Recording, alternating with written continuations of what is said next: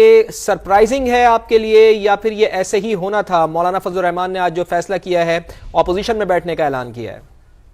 देखिए, असूली तौर पर तो मैं इनसे यही एक्सपेक्ट करता था, क्योंकि एक डिस्क्रेडिटेड सेटअप जिसके अंदर ये उम्मीद ही नहीं है कि ये चलेगा आगे, और पीडीएम की वो शक्ल जो पहले बहुत नापसंदीदा थी लोगों के सामने, जिसको लोगों ने अपने वोट के जरिए मुस्तरद किया और पीटीआई के आजाद अरकान को जितवा दिया, उसके अंदर मौलाना फजलुर रहमान जैसे होशियार सियासतदान मेरा नहीं ख्याल था कि डिस्क्रेडिटेड सेटअप का हिस्सा बनना पसंद करेंगे, और उन्होंने वही किया। पीटीआई पाकिस्तान पीपल्स पार्टी ने बड़ी समझदारी का मुजाहरा किया। उन्होंने आईनी ओहदे लेना पसंद किया और खुद कहा कि वजारतों में नहीं बैठेंगे।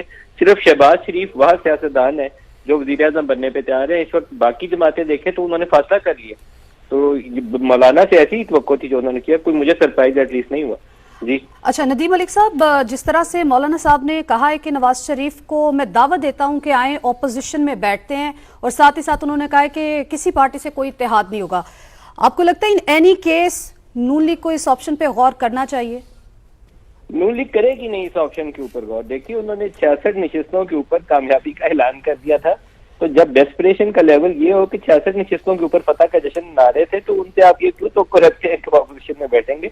वो अपोजिशन में नहीं बैठेंगे, और मेरे ख्याल में ये काफी बड़ी सियासी गलती है नून लीग की जानिब से। वो अक्सरियती जमात नहीं थी, अक्सरियती जमात को पहले मौका मिलना चाहिए था। वो नाकाम होते तो फिर दूसरे की बारी आती, फिर असूल ठीक था। लेकिन जो अक्सरियती पार्टी है पीटीआई वाले, वो भी अभी किसी और हवा में, उनके पांव जमीन पर आ जाए तो उन्हें बाकी सियासी कुव्वतों के साथ इंगेज करना चाहिए। लेकिन ये बेयकीनी इतनी बढ़ गई है निजाम के चलने के हवाले से कि 80 नशिस्तें हैं 79 पीएमएलएन के पास आजाद मिलाने के बाद, और वो रिजर्व सीट्स में मिल जाएंगी तो 90 तक चले जाएंगे या कुछ इस तरह की फिगर हो जाएगी।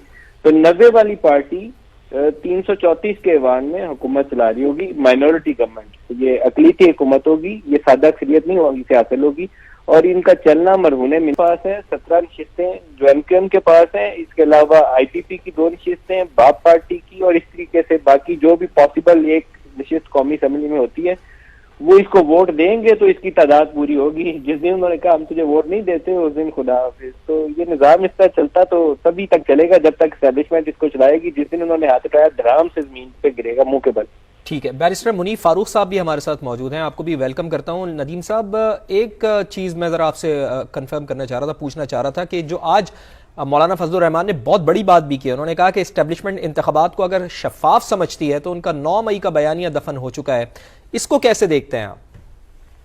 देखिए, 9 मई दुरुस्त नहीं था। 9 मई को जो कुछ फौजी इमारतों के ऊपर हमला किया गया, वो यौम स्याह उन्होंने उसको सही कहा, लेकिन हमें 9 मई से आगे चलना चाहिए। 9 मई में फंसे रहेंगे ना तो जो कौम के अंदर इंतशार और फसाद है ना, उसको हम समेट नहीं सकते, पोलराइजेशन को खत्म नहीं कर सकते।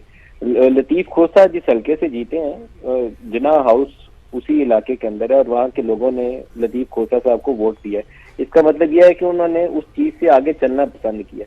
किसी ने स्ताइश नहीं की कि 9 मई सही हुआ। मेरा नहीं ख्याल है पाकिस्तान में कोई एक शख्स होगा जो ये कहे कि आप कोर्ट कमांडर हाउस या आईएसआई के ऑफिस को अटैक करें, या जीएचक्यू पे हमला कर दें, या किसी बेस को अटैक कर दें, या शोहदा के जो यादगारें हैं उनकी बेइज्जती करें। कोई भी नहीं होगा। पीटीआई खुद इसको डिफेंड नहीं कर सकती, तो कोई कैसे करेगा?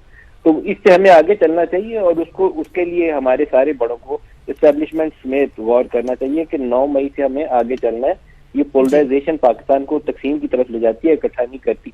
हमें जब नेशनल सतह पर फैसले करने हो ना, तो वो फैसले करने चाहिए जो कौम को यकजहती की जानिब लेकर जाए, तकसीम की तरफ ना लेकर जाए।